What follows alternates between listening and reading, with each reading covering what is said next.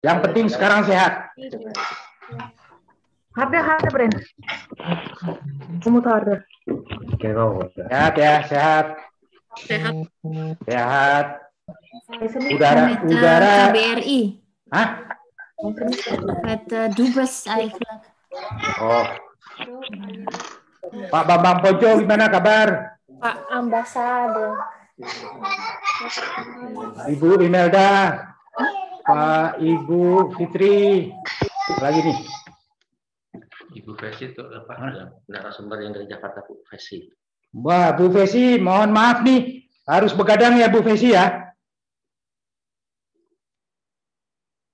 Oh, masih mute. Dihidupin mikrofon Bu Fesi. Iya, masih. Ya, selamat malam waktu Jakarta. Selamat pagi kali. Selamat pagi kali udah. Selamat malam waktu Belanda. Selamat pagi ini hari tepatnya waktu Iya. Iya. Saya bilang sama Pak Bahrul, Ibu dan Pak Bahrul di Jakarta lebih duluan tuanya daripada kami. 6 jam. Iya. 6 jam. Iya. Ya. Jadi terima kasih banyak Pak Bahrul, Pak Bu Fesi, udah harus begadang ya. Bapak-bapak, ibu-ibu yang di Kanada, di Belanda, selamat malam. Kita ketemu lagi dalam webinar kali ini ya, yang kita akan bahas soal kepemilikan properti di Indonesia. Ini suatu hal yang menarik karena banyak pertanyaan. Tinggal di Belanda, mungkin sudah lama di sini. Bagaimana kalau ingin punya properti di Indonesia? Kita orang Indonesia, tapi sudah lama di Belanda ya. Jadi banyak yang nanya bagaimana kepemilikan properti di Indonesia. Belum lagi nanti mungkin ada masalah-masalah lain juga mungkin ya. Mungkin ada masalah yang muncul kemudian bagaimana. Jadi itu banyak pertanyaan, dalam rangka itu juga kita melakukan webinar ini. Pak Bu Yasmin Soraya juga terima kasih banyak akan menjadi moderator. Bapak Ibu, perlu kami sampaikan bersama kita ada Bapak Dr. Bahrul Ilmi Yakub. Beliau ini pengacara. Pak, tentu banyak hal-hal yang terkait beliau ketahui bagaimana tentang properti di Indonesia. Juga karena pengacara biasanya konflik-konflik yang muncul apa? Atau isu masalah-masalah yang muncul apa. Nah, alhamdulillah bersama kita juga ada Ibu Fesi Faris Koh Alwi. Ibu Fesi adalah seorang notaris.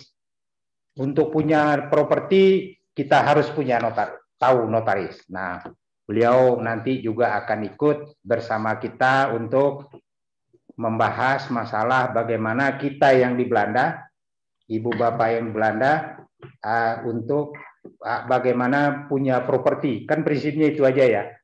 Kepemilikan properti di Indonesia bagi kita, bapak ibu yang tinggal di Belanda. Terlepas dari statusnya. Ya. Mungkin juga nanti akan membahas soal itu juga, soal status. Misalnya mungkin orang asing atau ingin punya di Indonesia karena tandanya kita orang Indonesia. Ini kita lakukan benar-benar karena kebutuhan. Karena banyak sekali pertanyaannya ke KBRI, baik dilakukan oleh WNI, teman-teman Bapak Ibu WNI di sini maupun orang-orang yang tinggal di sini sebenarnya, yang sebenarnya dia warga Belanda. Bagaimana kemungkinan ada nggak konflik-konflik yang mungkin muncul. Dan ini menjadi pertanyaan karena kebanyakan sudah lama di sini, mungkin juga ingin punya uang lebih untuk beli properti di Indonesia.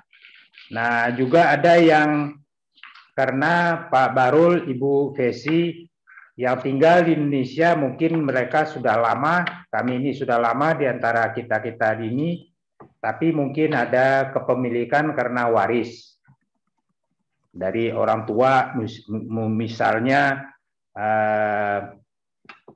baik dia yang bersangkutan masih WNI atau sudah warga negara Belanda. Berarti dari segi Indonesia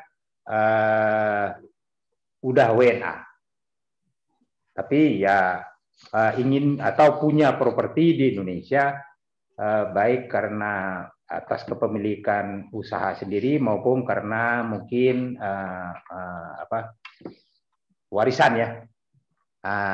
Nah, dalam rangka ini kami hanya sebagai jembatan informasi antara Bapak, Ibu, teman-teman di Belanda dengan pakar yang sangat mengetahui masalah-masalah ini. Jadi silahkan ditanyakan, mari kita diskusi. Kalau ada hal-hal, kita sudah ada orang yang pas untuk itu. Ada pengacara, ada notaris. Udah mereka udah penguasa propertinya udah.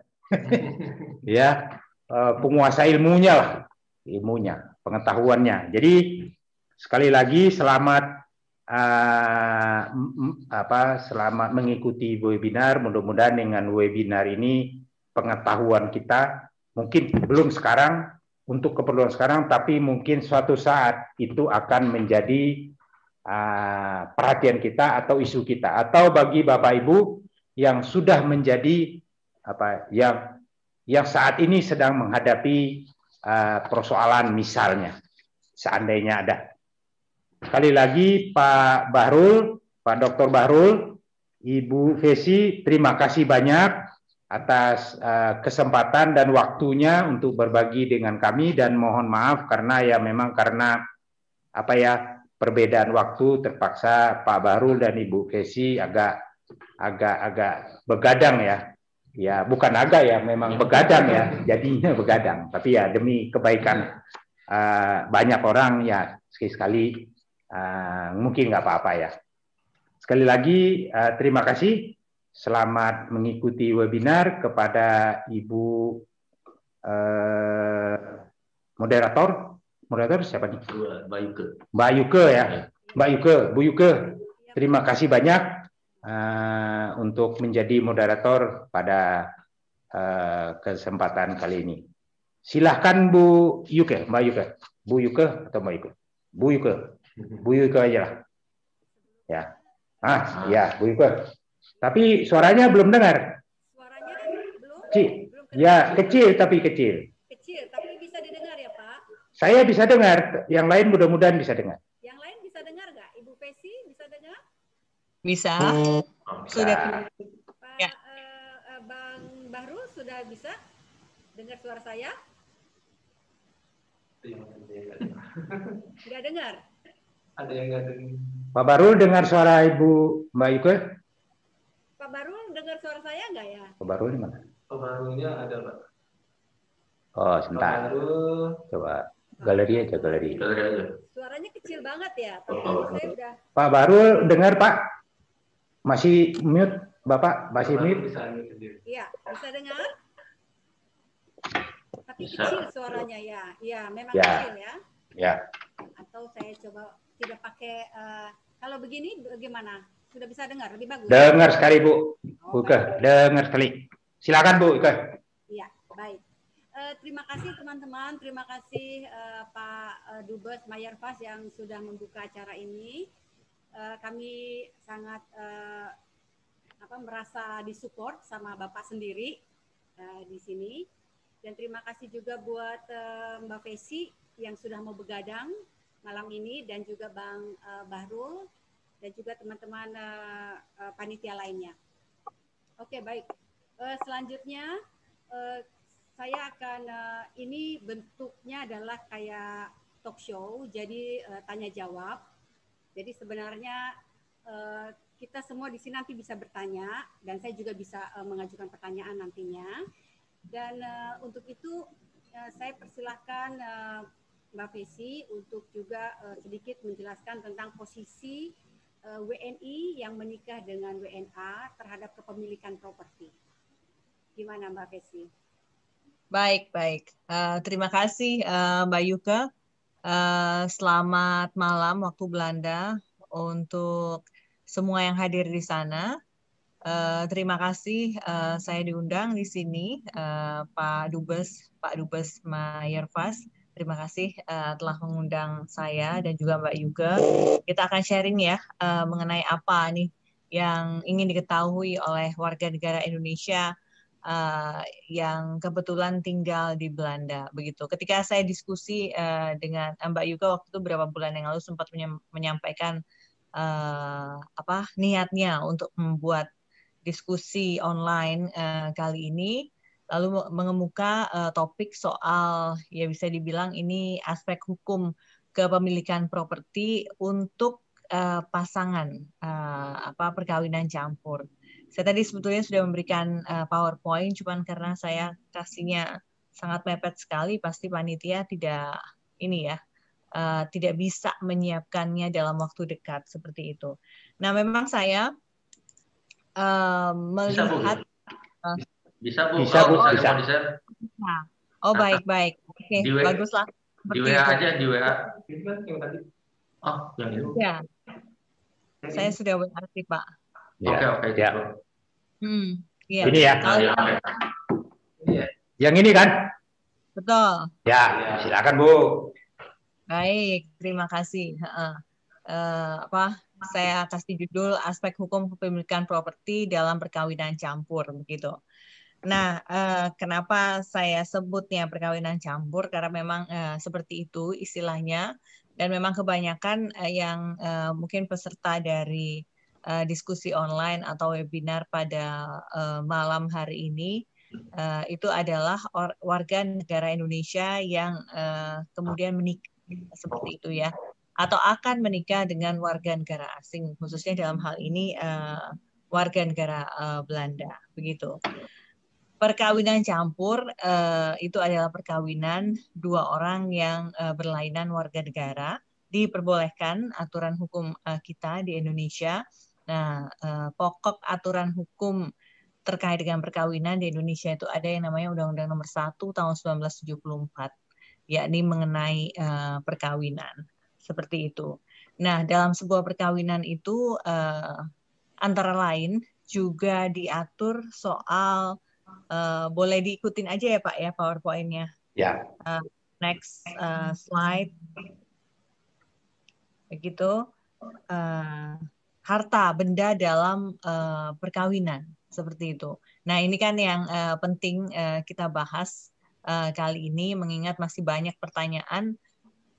Bagaimana ya caranya kita bisa mengamankan harta benda kita kalau kemudian kita menikah dengan bukan warga negara Indonesia, begitu. Haruskah kemudian bagaimana lalu kemudian kalau kita tetap posisinya sebagai warga negara Indonesia, apakah kita masih memiliki hak-hak terkait dengan kebendaan, begitu, ataukah sudah lepas semuanya? Jangan-jangan berpikirnya kalau sudah lepas semuanya ya mending warga negaranya sekalian dilepas seperti itu ya. Ya itu pilihan sih, itu pilihan terserah saja. Tapi nanti saya ingin jelaskan bahwa ada hal-hal yang bisa di-prevent terkait dengan hal itu, seperti itu. Nah, harta, kalau kita bicara harta dalam perkawinan itu adalah harta bersama, begitu. Selama pasangan suami istri tersebut ini terlepas perkawinan campur atau percah maupun perkawinan sesama warga negara Indonesia, harta dalam perkawinan itu adalah harta bersama, seperti itu. Berbeda dengan harta yang kita dapatkan sebelum perkawinan itu berlangsung. Itu adalah harta bawaan. Apa perbedaan antara harta bawaan dengan harta bersama? Harta bawaan itu adalah harta yang dimiliki oleh masing-masing pasangan sebelum perkawinan terjadi. Konsekuensinya adalah apa? Itu ya memang harta bawaan. begitu, bukan harta gonogini, bukan harta milik pasangan kita, seperti itu. Yang masuk dalam harta bawaan itu adalah warisan, lalu kemudian pemberian, lalu kemudian ada hibah, seperti itu. Jadi kalau Bapak Ibu sekalian di sini mendapatkan hibah, baik itu dalam masa perkawinan, itu bukan merupakan harta campur, itu bukan harta perkawinan yang mempunyai efek sebagai gonogini. Dalam hal misalnya pasangan tersebut kemudian memutuskan untuk berpisah dan lain sebagainya. Begitu. Harta bawaan baik itu didapatkan sebelum maupun sesudah perkawinan. Misalnya dalam bentuk hibah seperti itu adalah murni milik dari masing-masing individu. Begitu. Berbeda halnya dengan kemudian harta bersama. Harta bersama itu adalah harta yang diperoleh pada saat perkawinan itu terjadi. Seperti itu. Selama perkawinan itu terjadi. Itu adalah harta bersama pasangan hidup. Begitu. Yang memiliki efek gonogini. Saya sebutkan efek gonogini ini adalah jadi jika kemudian terjadi pisah harta, terjadi perceraian dan lain sebagainya, itu harus dibagi dua antara suami dan istri, begitu.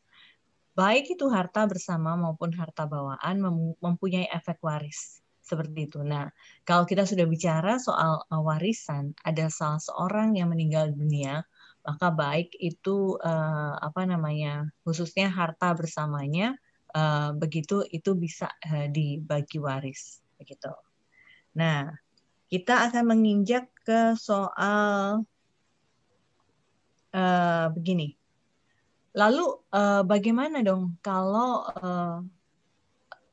kan ada ada hal-hal limitatif begitu yang terjadi ketika kemudian kita menikah dengan warga negara asing. Saya sebutkan limitatif apa? Karena warga negara asing diatur di aturan hukum positif kita, yang kebanyakan juga menginduk pada aturan hukum Belanda ya, begitu ya, khususnya ya baik itu pidana maupun perdatanya masih banyak menginduk, begitu karena KUHP-nya pun sampai sekarang belum dirubah-rubah, maupun KUH perdatanya dan lain sebagainya masih warisan hukum Belanda. Ketika kita menikah dengan warga negara asing, aturan hukum positif di Indonesia menyebutkan bahwa warga negara asing tersebut tidak banyak memiliki hak atas kebendaan terkait dengan benda-benda maupun properti-properti yang ada di Indonesia. Khususnya ketika kita bicara mengenai fixed asset atau yang kita kenal sebagai tanah, bangunan, maupun apartemen, gedung, dan lain sebagainya. Itu sangat dibatasi sekali, begitu. Terakhir, yang saya tahu, hak yang bisa dipegang oleh warga negara asing adalah hak pakai, begitu. Kalau Bapak Ibu mengetahui beberapa bulan yang lalu pembahasan intensif mengenai Undang-Undang Cipta Kerja dan kemudian diundangkan, ada beberapa poin yang berbicara mengenai memperluas begitu kepemilikan hak kebendaan tersebut pada warga negara asing. Begitu. Warga negara asing dapat memiliki apartemen begitu sekarang.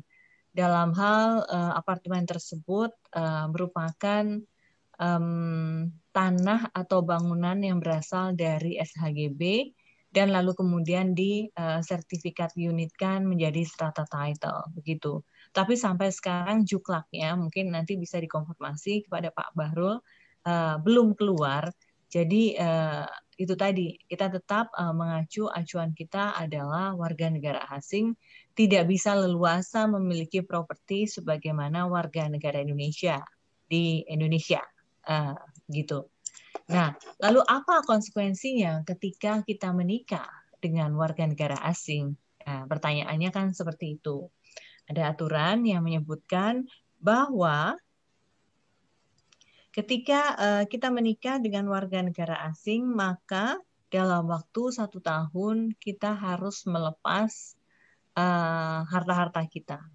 Misalnya kita mendapatkan warisan harus segera dilepas, otherwise kalau tidak maka kemudian harta-harta tersebut akan hilang dengan sendirinya. Maksudnya hilang itu adalah hilang hak kita, hak kebendaan kita atas harta tersebut. Begitu. Nah, tapi ini bisa diantisipasi. Begitu. Dengan apa? Dengan perjanjian perkawinan atau perjanjian pisah harta, khususnya demikian. Perjanjian perkawinan bisa mengatur banyak hal, tapi biasanya orang membuat perjanjian perkawinan itu berbicara mengenai pemisahan harta antara si suami dan istri, antara WNI dan WNA dalam hal ini. Hal itu bisa diatur bahwa harta-harta yang mereka miliki, masing-masing memiliki selama perkawinan itu merupakan harta-harta masing-masing pihak. Nah, seperti itu. Nah, bagaimana dengan perkawinan? Nah, itu kan sudah solusi ya. Lalu bagaimana dengan perkawinan yang sudah dilakukan, tapi kemudian belum ada perjanjian perkawinannya? Biasanya perjanjian perkawinan itu dibuat sebelum perkawinan. Dulunya hanya bisa dibuat sebelum perkawinan. Kita sebutnya prenup, begitu. Nah, bagaimana kalau lupa atau tidak terpikir awalnya, tidak tahu mengenai aturan hukum terkait dengan perjanjian perkawinan yang mengatur mengenai pisah harta di dalam sebuah perkawinan. Sejak tahun 2000 kalau saya tidak salah MK itu 2015 begitu ya, atau 2011-2015 membuat putusan soal perjanjian perkawinan itu dapat dibuat pada saat perkawinan berlangsung. Begitu. Tentu efeknya bukan retroaktif, bukan sebelumnya, tapi itu mengatur mengenai berbagai hal yang terjadi pada saat perjanjian perkawinan itu, misalnya perjanjian pisah harta itu dibuat sampai ke depannya, sampai kemudian dirubah misalnya kalau kemudian mau ada perubahan dan seterusnya. Begitu. Ini adalah salah satu solusi ketika pasangan yang sudah tercatat perkawinan campur, tercatat pernikahannya di Indonesia, begitu, maka kalau belum membuat perjanjian perkawinan, maka buatlah perjanjian perkawinan terkait pisah harta. Itu bisa menjadi salah satu penyelamat ketika kita masih berkeinginan untuk memegang hak-hak kebendaan atas properti lah khususnya di Indonesia. Seperti itu. Next. Iya. Nah, ini juga disebutkan yang tadi saya bilang, pasal 3 PP nomor 103 tahun 2015 tentang pemilikan tempat tinggal dan hunian oleh orang asing yang berkedudukan di Indonesia. WNI yang melaksanakan perkawinan dengan orang asing dapat memiliki hak atas tanah yang sama dengan WNI yang lain. Hak atas tanah sebagaimana dimaksud pada ayat 1 bukan merupakan harta bersama yang dibuktikan dengan pemisahan harta antara suami dan istri yang dibuat dalam bentuk akta notaris. Seperti itu. Itu yang saya sebutkan tadi mengenai perjanjian pisah harta. Tapi sesudah keputusan MK dibuat, perjanjian pisah harta itu bisa dibuat juga pada saat perkawinan itu telah berlangsung. Demikian. Oke, selanjutnya.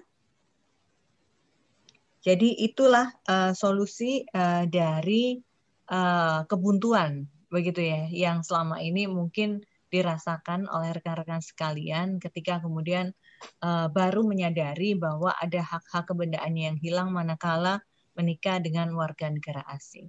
Solusinya sekarang buatlah perjanjian pisah harta, maka hak-hak kebendaan Anda atas harta-harta di selama perkawinan berlangsung itu masih memiliki masih menjadi milik Anda 100% begitu. Tapi ingat lagi bahwa itu tidak berlaku retroaktif. Misalnya ketika perkawinannya terjadi 2010 lalu kemudian baru membuat perjanjian pisah harta itu di tahun 2021 begitu, yang harta-harta yang kemudian menjadi harta masing-masing itu yang diperoleh selama masa perkawinan adalah harta-harta yang dibeli atau dimiliki sejak 2021 hingga seterusnya ke depannya. Seperti itu. Oke, saya pikir demikian mengenai pencatatan perkawinan. Pencatatan perkawinan bisa dicatatkan, saya sedikit bicara nanti soal pencatatan perkawinan, tapi saya ingin stimulus dari pertanyaan-pertanyaan audiens, begitu.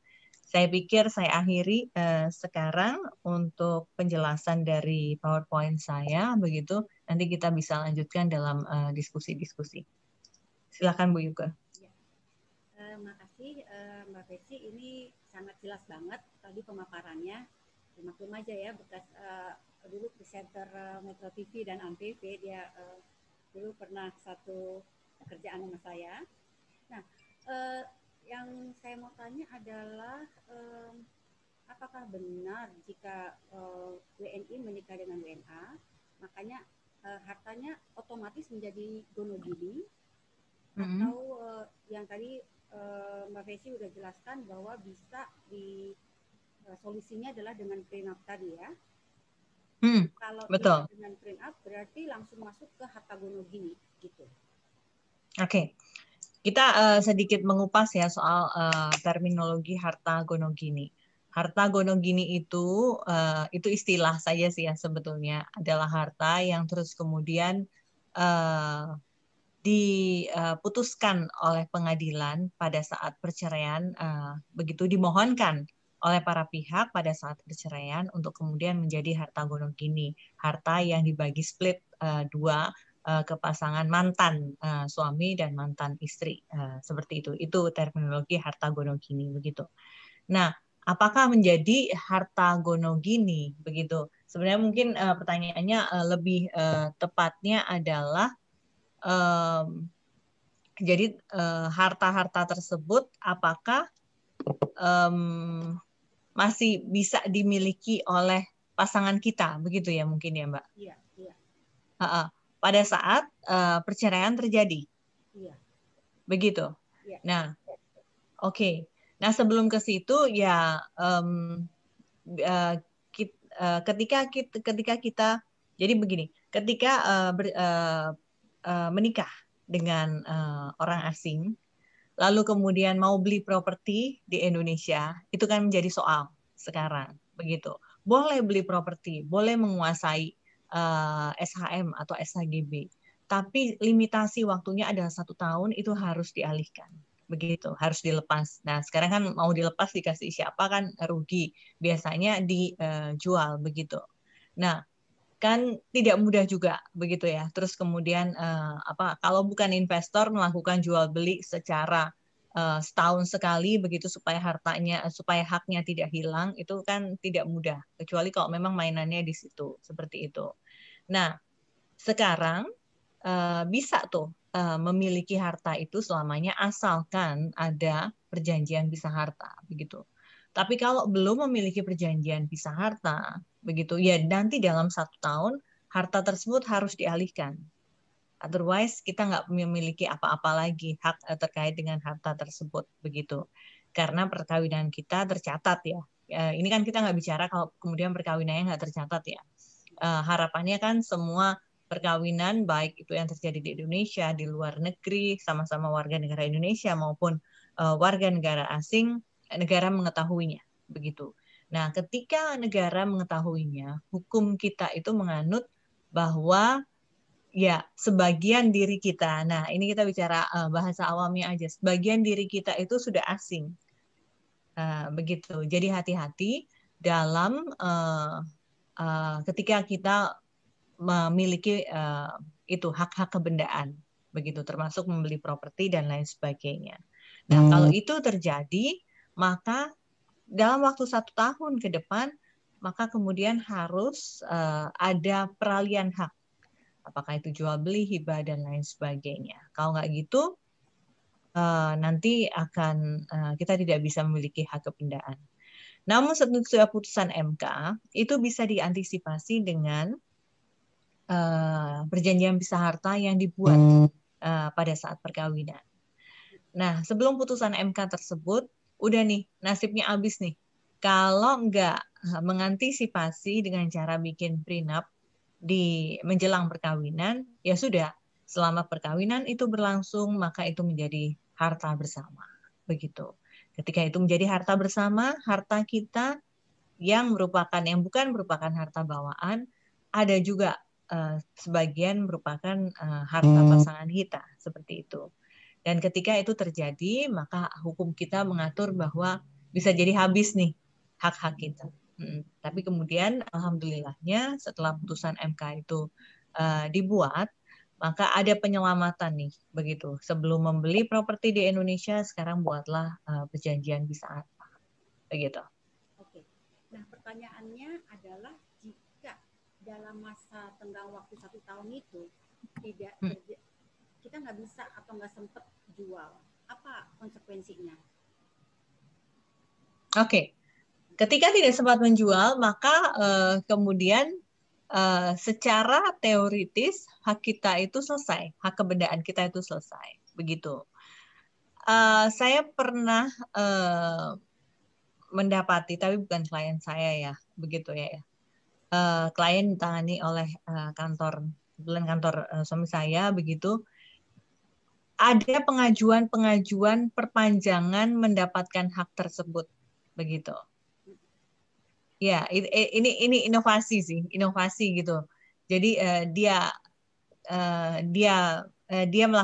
membeli tanah dan bangunan itu secara namanya sendiri, karena kan kadang-kadang akhirnya juga udahlah pakai nama orang lain aja seperti itu. Tapi dia waktu itu dia membeli nama dia sendiri, perkawinannya tercatat sebelum itu dan tidak ada pisah harta, begitu.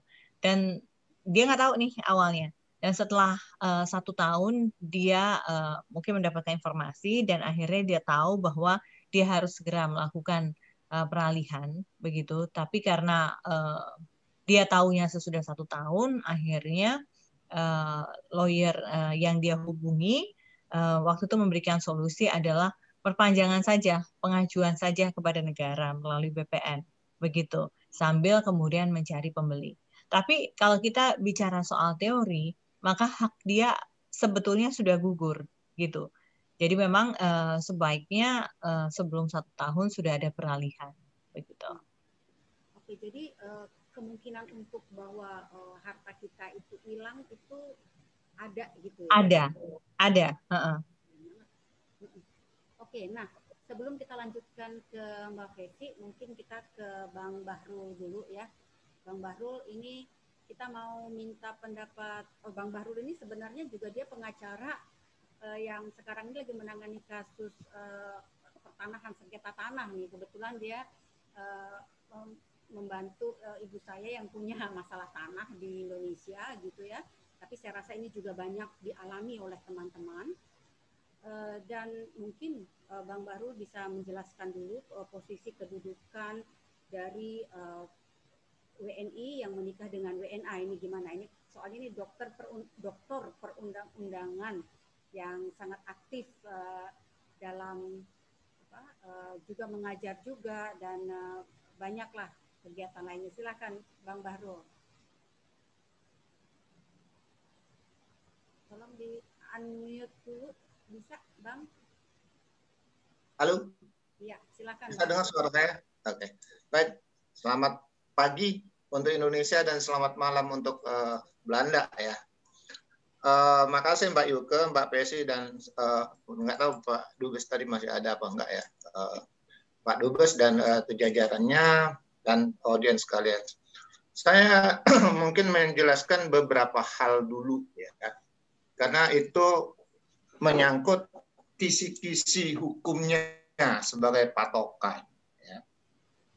Jadi kalau bicara tentang properti, kepemilikan properti di Indonesia, ya, memang dia terkait dengan beberapa hal. Pertama, dia terkait dengan status kewarganegaraan. Kenapa?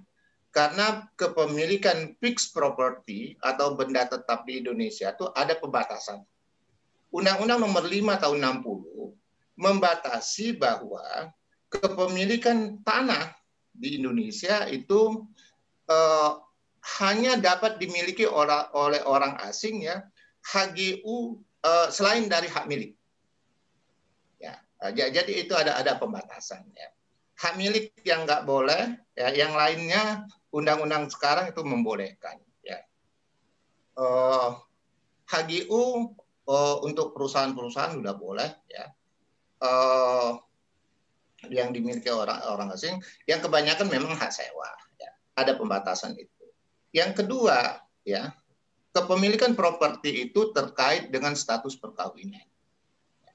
Kenapa perkawinan mengait ke kepemilikan properti, terutama fixed property ya di Indonesia? Karena perkawinan itu nanti ya dia akan melahirkan harta bersama. Harta bersama disebut juga harta gonogini sebetulnya. Harta gonogini itu apa? Harta perkawinan, harta yang diperoleh selama perkawinan. Oke. Kemudian ya terkait juga karena dia terkait dengan status kewarganegaraan, terkait dengan perkawinan dan hukum perkawinan di Indonesia itu Undang-Undang Nomor 1 Tahun 74 itu mengatur yang disebut dengan perkawinan campuran. Ya. Nah, sebenarnya Undang-Undang Nomor 1 Tahun 74 itu mengatur dua tipe perkawinan campurannya. Pertama itu perkawinan yang disebut perkawinan di luar negeri, ya, antara dua orang Indonesia atau antara orang yang berkewargaan Indonesia dengan orang asing yang terlaksana di luar negeri. Itu oleh Undang-Undang 174 disebut itu perkawinan di luar negeri. Sebenarnya itu perkawinan campuran, ya. Kenapa? Karena itu nanti akan berdampak pada hukum yang berlaku terhadap perkawinan itu. Apakah dia mengikuti hukum asing, ya, tempat salah yang hukum dari negara pasangannya, atau ya hukum Indonesia. Nah itu. Nah yang kedua ya, perkawinan campur itu terlaksana atau dilaksanakan di Indonesia antara warga negara Indonesia dengan warga negara asing. Jadi itu semua bentuk perkawinan itu dia berefek kepada kepemilikan properti. Kenapa? Karena nanti dia akan mempengaruhi status kewarganegaraan, ya, dan akan mempengaruhi hukum yang berlaku terhadap perkawinan itu. Ya. Nah, ada perkawinan di luar negeri ya atau perkawinan di Indonesia yang menyebabkan warga negara Indonesia yang menikah dengan orang asing itu kehilangan kewarganegaraannya. Ada itu. Makanya ketika dia kawin dengan orang asing, dilihat nanti pilihan hukumnya.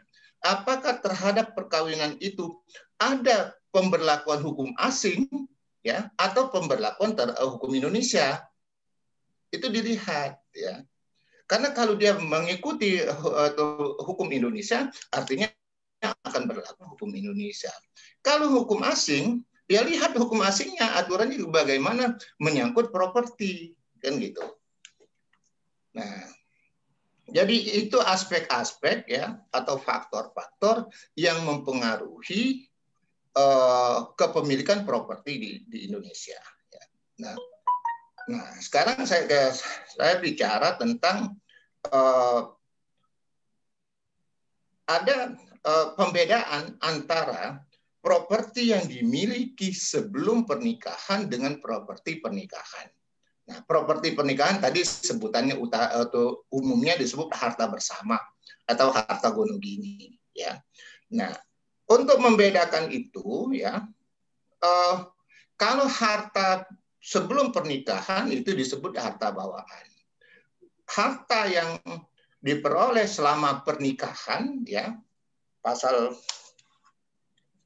20 atau 35 tadi sudah dikutip oleh Mbak Pesi, ya. Itu otomatis menjadi harta bersama. Tapi ya ada yang bisa membuat perjanjian pernikahan atau tadi disebut dengan prenuptial agreement. Ya. Nah, harta perkawinan, ya, kalau harta bawaan itu jelas hak masing-masing antara pasangan suami istri, nggak ada masalah. Ya. Tapi kalau dia menikah dengan atau melaksanakan perkawinan campur, memang ada efek nanti. Ya. Ada efek kalau dia kehilangan kewarganegaraan. Nah, tadi Mbak Pesi sudah menjelaskan, kalau ada pasangan warga negara Indonesia yang menikah dengan orang asing yang berefek pada kehilangan kewarganegaraan, ada pembatasan untuk kepemilikan di Indonesia. Hak milik udah nggak boleh. Itu yang udah pasti, hak milik nggak boleh. Itu. Kemudian ya, dia untuk menyelamatkan itu bagaimana? Tadi udah dijelaskan sebagian ya oleh Mbak Pesi. Kalau dia kehilangan kewarganegaraan, ya, perkawinan itu berdampak pada kehilangan kewarganegaraan, dia bisa menurunkan haknya. Kalau tadi misalnya dia punya hak milik, dia diubah, ya, dia turunkan menjadi hak guna usaha, hak guna bangunan, misalnya seperti itu. Jadi diubah haknya, ya, nggak usah takut, diubah aja haknya. Atau ya, kalau perjanjian itu perkawinan itu menyebabkan dia kehilangan kewarganegaraan, ya, tadi saya katakan ubah, turunkan haknya, atau dia memang melaksanakan perjanjian pisah harta. Nah, kalau dia tadi untuk yang kedua ya, orang Indonesia yang menikah dengan orang asing tetap boleh punya properti di Indonesia tanpa pengecualian, dengan syarat bahwa properti yang fix properti itu dia katakan itu dia atur dalam ada pemisahan harta, ada prenuptial agreement. Kalau dia menikah dengan orang asing, dia membuat prenuptial agreement, ya, dia antara suami dengan istrinya tetap terpisah, dia nggak ada pengecualian untuk memiliki properti di Indonesia. Tapi kalau nggak ada, dia ada pembatasan. Kenapa? Karena misalnya katakanlah saya menikah dengan si B, ya, saya nggak atau menikah dengan si B orang asing, ya, yang nggak ada harta, nggak ada pemisahan harta. Tadi Mbak Pesi kan melukis atau menjelaskannya, setengah dari ini kita sudah menjadi orang asing. Itu maksudnya efek, ya. Jadi karena saya memperoleh harta atau fixed property, ya, kemudian atau harta ini nanti menjadi harta gono gini, ya. Nah, itu nggak boleh karena setengahnya jadi milik orang asing. Itu makanya kalau misalnya orang Indonesia menikah dengan orang asing, ya, dia tetap boleh memiliki fixed property di Indonesia, hak milik terutama, ya, kalau dia ada pemisahan perjanjian pisah harta. Jadi dilihat itu, kita nggak bisa, kerumitannya itu muncul karena memang ada pilihan-pilihan hukum yang berlaku terhadap perkawinan itu dan terhadap harta bersama itu, ya. Nah, jadi itu poin yang bisa saya jelaskan terkait dengan kepemilikan fixed property di Indonesia oleh warga negara Indonesia yang menikah dengan orang asing atau oleh perkawinan yang dilangsungkan di luar negeri, kemudian antara orang Indonesia dengan orang asing. Jadi itu. Nah, untuk perkawinan yang dilaksanakan di luar negeri, dia baru mengikat di Indonesia kalau dia sudah dicatat di Indonesia. Makanya tadi orang Indonesia yang menikah di luar negeri, ya, kemudian dia pulang ke Indonesia, ya, dalam waktu 1 tahun harus mencatat perkawinannya di Indonesia. Kenapa? Karena itu akan berdampak pada atau akan membawa efek hukum terhadap aset-asetnya. Ya. Jadi itu. Jadi dia sepanjang itu nggak dicatat di Indonesia, dia dianggap tidak ada pernikahan. Karena dia tidak mengikat menurut hukum Indonesia. Nah, kalau dia tidak mengikat menurut hukum Indonesia, artinya terhadap perkawinan itu berlaku hukum asing dari pasangannya. Karena perkawinan itu nanti akan membawa dua dampak ya. Ada dampak terhadap hukum publik dan ada dampak terhadap hukum privat. Dampak terhadap hukum privat itu kepemilikan, dampak terhadap hukum publik banyak, misalnya hak politik. Ya. Tadi saya sudah sempat cerita ya, orang Indonesia yang kehilangan kewarganegaraan Indonesianya nggak boleh mencalonkan jadi pejabat publik. Nah itu ya, atau dia nggak atau hak-hak publiknya. Jadi ada dua dampak. Makanya itu yang bisa saya jelaskan terkait dengan terutama dengan fixed property. Kalau non fixed property, hak benda-benda bergerak nggak ada masalah. Orang luar negeri bisa punya saham kok di Indonesia. Banyak tuh sahamnya itu di pasar modal dimiliki oleh orang luar negeri, orang warga negara asing, nggak ada masalah. Yang agak bermasalah itu untuk benda-benda tetap. Ya. Nah, kenapa? Karena ada pengaturan dan ada pembatasan terhadap hak-hak warga negara, bukan warga negara Indonesia. Ya. Atau hak-hak yang terkait dengan perkawinan yang tunduk pada hukum asing. Itu. Jadi itu kisi-kisinya. Silakan. Baru terima kasih untuk penjelasan awalnya. Dan ini banyak sekali pertanyaan yang memang mungkin beberapa kasuistis, cukup kasuistis, tapi ada satu pertanyaan di sini yang berkaitan dengan penjelasan Bang Bahru tadi adalah perkawinan yang seperti apa yang dapat kita kehilangan kewarganegaraan WNI kita.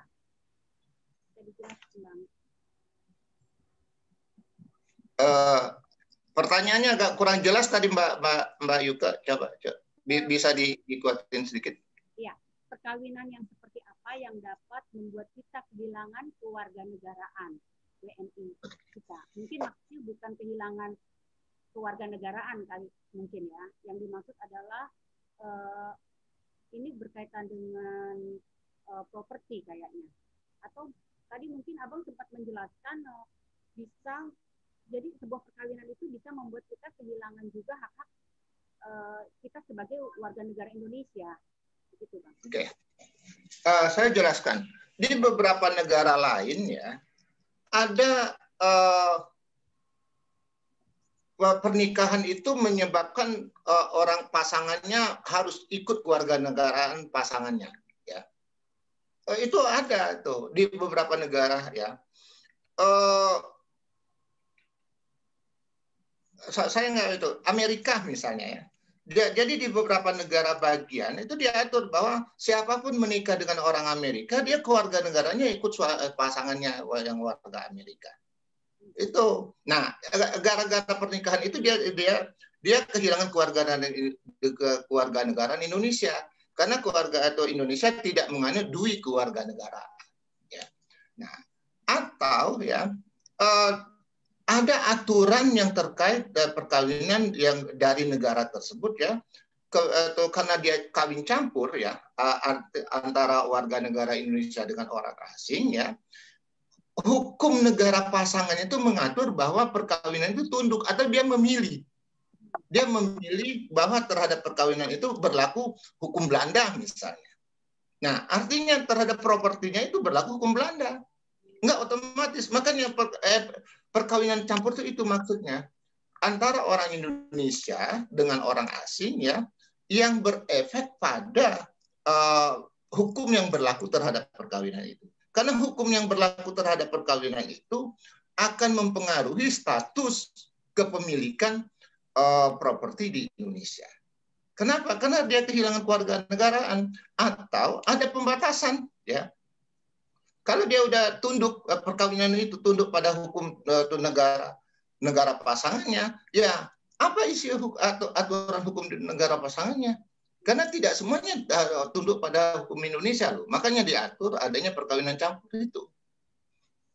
Nah, jadi itu. Nah, kalau perkawinan campur itu dia antara warga negara Indonesia dengan orang asing, dia memilih hukum Indonesia yang tadi sudah dijelaskan itu. Ya. Itu terkait dengan perkawinan. Tapi kalau terkait dengan status kewarganegaraan, ada pembatasan ya terhadap kepemilikan properti di Indonesia oleh orang non-WNI. Jadi itu apa kisi-kisi hukumnya seperti itu. Iya, oke, baik. Terima kasih Bang Baru. Mungkin ini ada teman, saya membuka ruang pertanyaan. Mungkin di sini ada teman-teman yang ingin bertanya, baik Bang Baru maupun kepada Mbak Pesi. Silahkan yang mau bertanya. Mbak Yuke, mungkin sebelumnya saya boleh bertanya atau mewakili pertanyaan yang telah ditulis di chat room sebelumnya untuk Mbak, ya untuk Bu Fesi dan Bang Bahrul khususnya.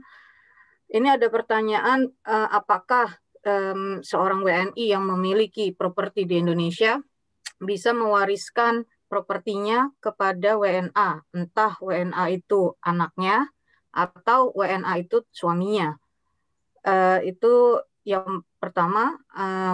Lalu yang kedua, kalau misalkan karena ketidaktahuan kami, misalkan WNI yang ada di Belanda, bahwa mereka harus mencatatkan pernikahan dalam waktu 1 tahun, dan mereka tidak mencatatkan dalam 1 tahun, tapi lebih dari 1 tahun, itu bagaimana? Atau apabila misalkan mereka membeli rumah pada saat mereka dalam situasi perkawinan campur tanpa hak, tanpa prenup maksudnya, lalu mereka membeli rumah dan dalam waktu 1 tahun kan harus melakukan prenup atau menurunkan hak, ya kan, seperti penjelasan Bang Bahrul dan Bu Fesi. Tapi kalau misalkan dalam 1 tahun itu mereka tidak melakukan itu dan itu kan gugur haknya, apakah bisa mereka lalu membuat prenup itu atau menurunkan haknya, tapi dengan mundur tanggalnya, apakah itu bisa juga dilakukan? Lalu itu dulu mungkin yang paling penting dari pertanyaan-pertanyaan kawan-kawan yang ada di chat room. Nanti apabila ada pertanyaan penting lain.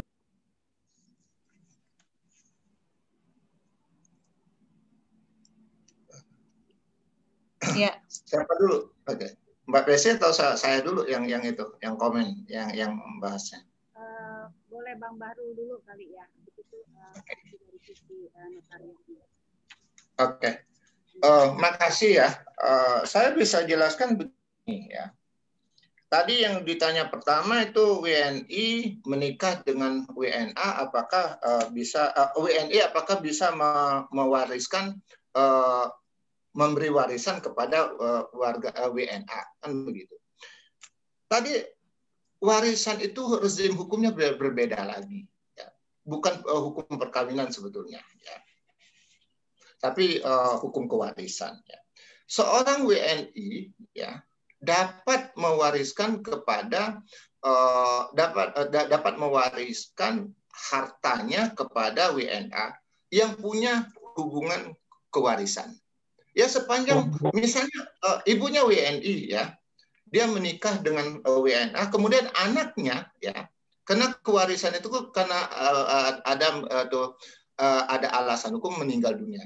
Seorang WNI ya menikah dengan WNA ya, kemudian dia meninggal, dia dapat mewariskan hartanya itu kepada ahli warisnya. Ahli warisnya bisa suaminya, bisa anaknya, bisa siapa saja ya. Asal dasarnya apa? Dasarnya hubungan nasab ya. Kewarisan itu kan karena nasab ya. Nah, cuma dilihat ya. Kewarisan itu kan karena nasab, tapi dia terkait dengan hukum agama. Ya. Terkait dengan hukum agama. Karena kewarisan itu dasarnya adalah hukum agama. Agak beda-beda dia ya. Ada yang beragama Islam, ada non-Islam. Kewarisan Islam berbeda dengan yang non-Islam. Yang jelas ya kewarisan itu merujuk pada hukum agama dan dasarnya adalah nasab, hubungan darah ya itu.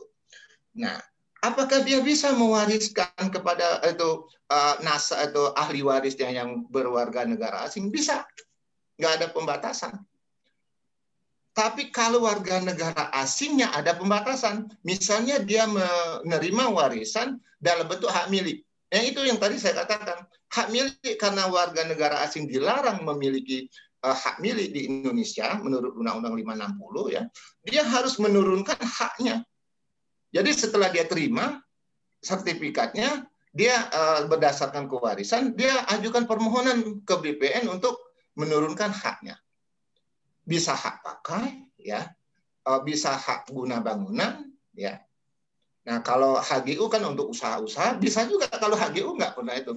Kecuali hak milik, ya, hak milik dia nggak boleh. Itu yang harus diturunkan. Jadi kalau ditanyakan WNI boleh mewariskan ke WNA, boleh. Sepanjang tadi ada hubungan nasabnya. Ya. Kewarisan kan hubungan darah, hubungan nasab kan gitu. Kalau pemberian itu bukan karena alasan kewarisan, namanya hibah. Ya. Namanya hibah, pemberian biasa. Nah, itu yang pertama. Tadi ada 3 pertanyaan, saya lanjutkan ya.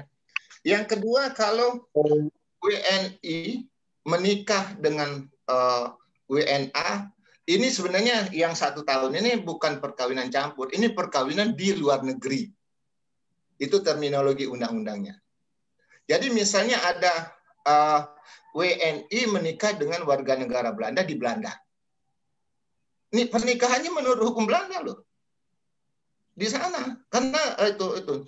Nah, supaya perkawinan itu berlaku di Indonesia, ketika dia pulang ke Indonesia, paling lambat dalam waktu 1 tahun, dia harus catat perkawinan itu di Indonesia. Supaya apa? Supaya dia berlaku sebagai lembaga hukum di Indonesia. Kalau nggak dicatat, dianggap ya di Indonesia perkawinan itu nggak diakui di Indonesia atau tidak diatur menurut hukum perkawinan Indonesia. Makanya fungsi itu dicatat. Bisa dicatat kalau dia Islam, dicatat di KUA, kalau dia non-Islam, dicatat di catatan sipil. Nah, masih terkait tadi pernikahan yang harus tercatat, Bang. Kalau misalnya menikahnya di Belanda, apakah bisa pencatatannya melalui KBRI? Karena KBRI itu kan sebenarnya juga Indonesia yang ada di Belanda. Bagaimana, Pak? Oke. Undang-Undang 174 bilang harus dicatat di Indonesia, ya. Kalau di KBRI itu ada ya petugas pencatatannya, KBRI itu kan teritorial Indonesia. Itu kan lembaga perwakilan Indonesia, makanya disebut teritorial Indonesia di negara asing. Jadi dia bisa dicatat di situ, supaya dia itu.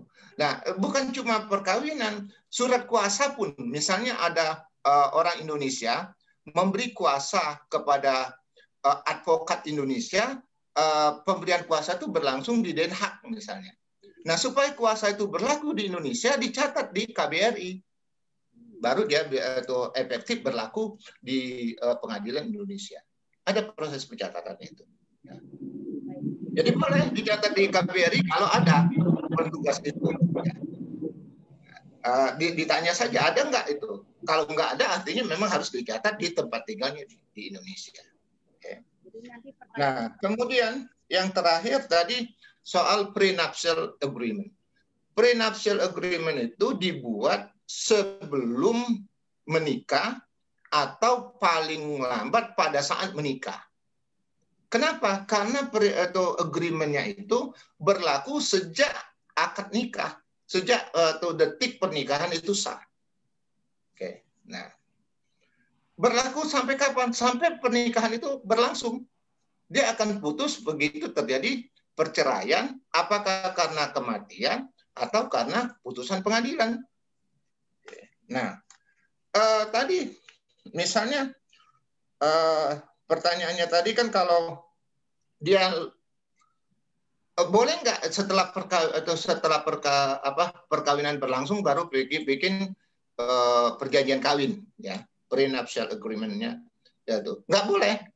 Undang-undang bilang itu sebelum pernikahan atau paling lambat pada saat pernikahan. Kenapa? Karena itu ada proses pendaftaran tuh. Terhadap prenuptial agreement itu ada proses pendaftaran.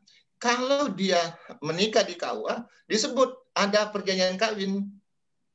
Kalau dia menikah di catatan sipil pada saat mendaftarkan pernikahan itu harus dicatat ada perjanjian kawin. Kenapa? Karena perjanjian kawin ini bukan cuma mengikat antara pasangan suami istri, tapi juga dia akan mempengaruhi pihak ketiga yang nanti berhubungan bisnis dengan si pasangan ini. Misalnya perjanjian atau bisnisnya dibikin antara suami dengan atau antara si suami dengan pihak atau lawan bisnisnya atau teman bisnisnya, ya, jual beli misalnya atau utang piutang. Nah, harus dijelaskan. Nah, Bu Notaris, saya nggak tahu kalau di Jakarta ya, ini masih agak langka untuk ditanya apakah ada prenuptial agreement terhadap pihak-pihak yang membuat perjanjian. Ini harusnya ditanya. Kenapa? Takutnya nanti setelah ada sengketa baru dia kemukakan ada perjanjian pemisahan harta. Artinya harta yang dijaminkan itu ya tidak bisa dijadikan jaminan atau tidak bisa dieksekusi untuk membayar utang dari suami atau istri yang ada prenuptial agreement. Karena ada pemisahan harta di situ. Ya, itulah efeknya. Itu yang bisa saya jelaskan. Terima kasih Bang Baru. Nah, kalau dari segi undang-undang agraria bagaimana nih Mbak Peci? Ya, tadi menarik. Tadi saya sempat membaca ada beberapa di chat. Yang menarik sekali adalah kalau belum dicatatkan berarti kita single dong. Nah, ini nih yang kita tahu bersama banyak terjadi penyelundupan hukum terkait tidak dilaporkannya. Kalau saya lebih memilih terminologi dilaporkan ya. Dicatatkan kalau perkawinan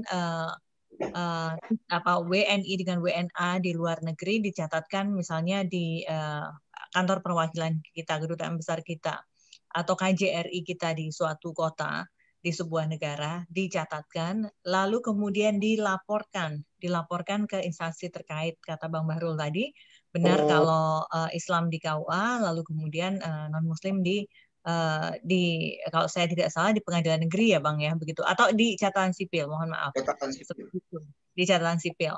Nah, itu dilaporkan. Nah, bukan kebanyakan ya. Tadi yang tadi mengajukan pertanyaan berarti kalau kemudian tidak dilaporkan, status kita masih menjadi single dong, begitu. Yang saya ketahui ada beberapa orang yang akhirnya mempergunakan kesempatan status singlenya ini untuk terus kemudian melakukan jual beli, begitu, membeli sebuah aset di Indonesia atas status singlenya, begitu. Karena kan memang dunia ini belum terlink ya. Ketika dia mencatatkan perkawinannya di sebuah negara, begitu, kita masih belum ada akses untuk kemudian, oh iya berarti dia sudah menikah dengan warga negara asing, begitu. Dia tetap mengantongi KTP single, begitu. Kalau mengantongi KTP single tidak ada sebuah permasalahan hukum bagi notaris misalnya, begitu ya, bagi PPAT, ketika dia mengaku single dan mengatakan ini KTP-nya single, lalu kemudian membeli sebuah properti, begitu. Jadi di hadapan hukum pada saat itu dia single. Tapi kalau menurut saya hal-hal seperti ini, kalau boleh, mohon maaf disebutnya penyelundupan hukum, jangan dilakukan lagi, begitu.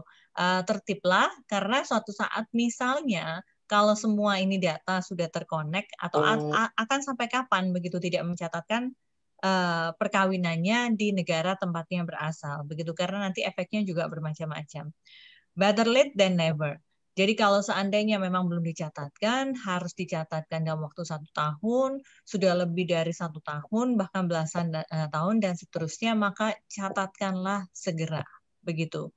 Yang bisa diantisipasi sekarang ini adalah kalau tadi disebutkan prenuptial agreement itu hanya bisa dibuat pada saat menjelang pernikahan, begitu, dan kemudian didaftarkan.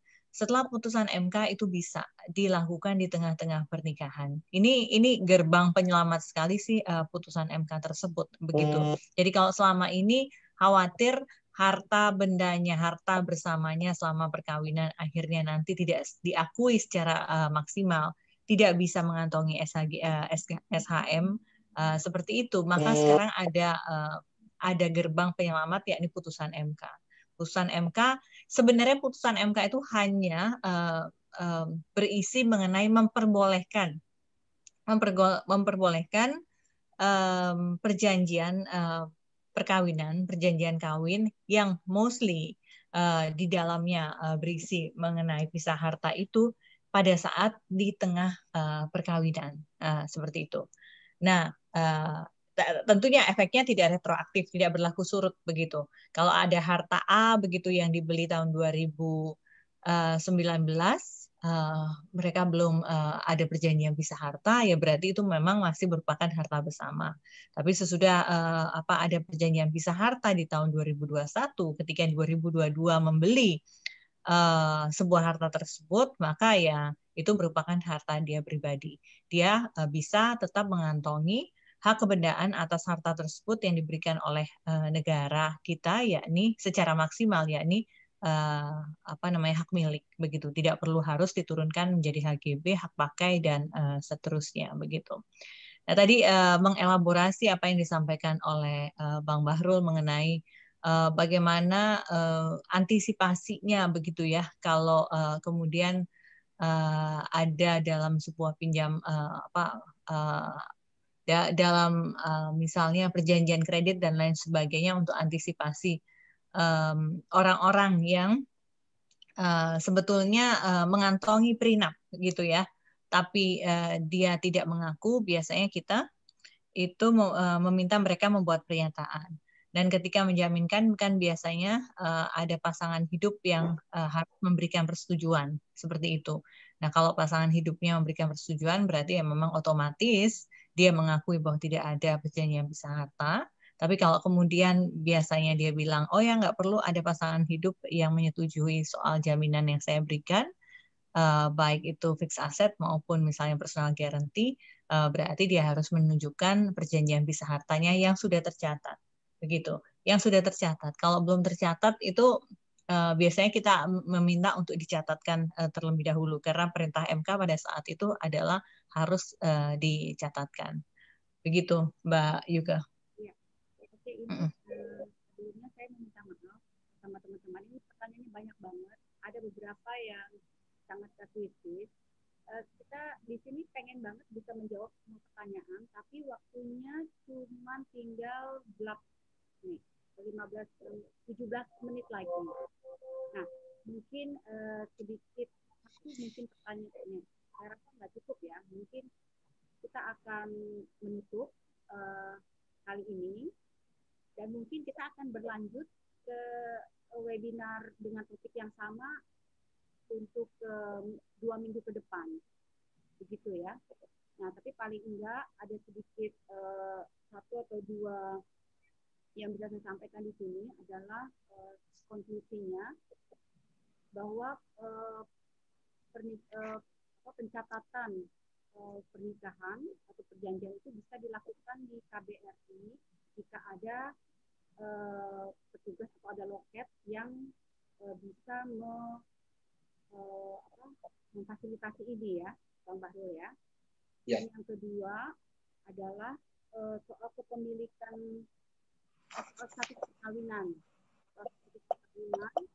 Yang mana kalau WNA menikah dengan WNI itu ada konsekuensi terhadap harta kepemilikan, dan harta kepemilikan jika WNA atau suami kita ada di situ, jadi hak-haknya ini bisa dialihkan atau diturunkan. Jadi bentuknya beda, bukan lagi hak milik, tapi hak benda bangunan atau hak lainnya. Nah, mungkin saya mau menyerahkan ke Mas Uci untuk membuat konklusi terhadap acara ini. Dan kita akan mungkin bikin seri berikutnya lagi dengan topik yang sama. Mudah-mudahan Mbak Fesi sama Bang Bahrul nggak apa-apa. Berapa peserta berapa kan? Masih 103. Oke. Untuk begadang dan memberi kita sedikit pengetahuan tentang hal ini. Silakan Mas Uci. Oke, Terima kasih Mbak Yuke, terima kasih Pak Bahrul dan Bu Fesi atas pencerahannya terhadap untuk isu ini kepada kita semua. Ini sebagai informasi aja, catatan yang hadir untuk ikut acara ini ada 103 peserta, dan saya lihat juga di chatting room itu masih banyak pertanyaan yang mungkin belum bisa dijawab. Ada yang angkat tangan juga tadi, jadi memang kelihatannya melihat situasi ini kemungkinan mungkin akan kita adakan topik yang sama untuk webinar berikutnya mengenai properti ini nanti. Mohon mungkin kesediaan kembali Pak Bahrul dengan Bu Fesi kalau sekiranya nanti kita mintakan lagi asistensinya untuk bisa menjelaskan mengenai topik yang memang sangat menarik dan memang sangat terkait erat dengan keberadaan WNI yang ada di Belanda ini, karena majority memang di sini mix marriage ya, dari pasangan berbeda kewarganegaraan. Jadi saya tidak akan menyimpulkan, hanya kalau menyimpulkan memang sudah tadi sangat interaktif ya, jadi agak banyak istilah-istilah teknis juga. Hanya saya ingin ini menggarisbawahi aja beberapa poin dari diskusi kita dan webinar ini.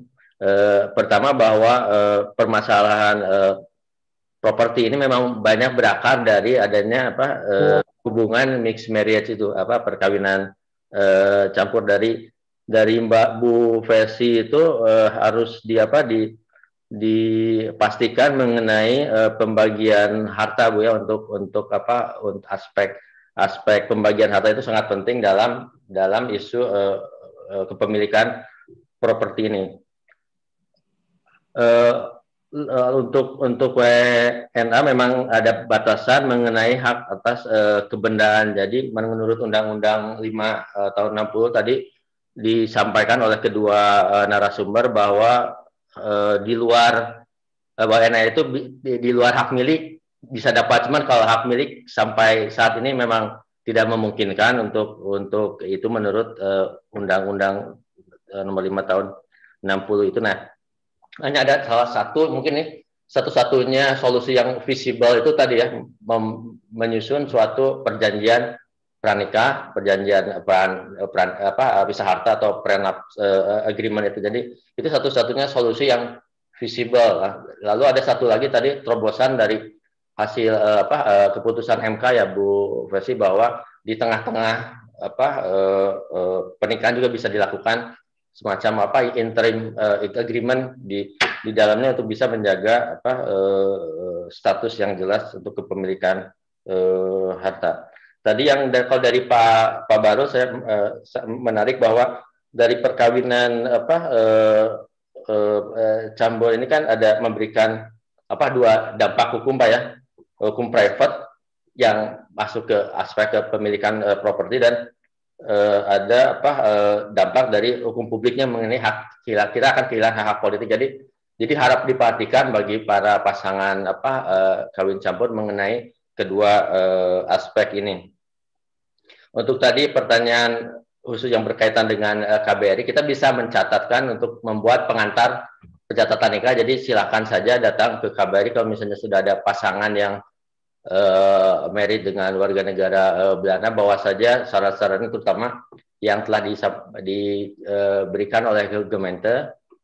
Silakan dibawa ke kita beserta bukti-bukti pernikahannya. Nanti kita buatkan surat pengantar untuk pencatatan pernikahannya.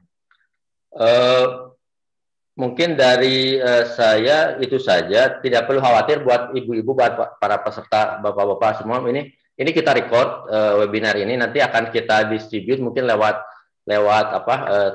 teman-teman panitia. Kita akan share linknya untuk diskusi kita malam ini, dan berikutnya kita coba ya Mbak Yuke, kita adakan lagi topik ini, sangat menarik.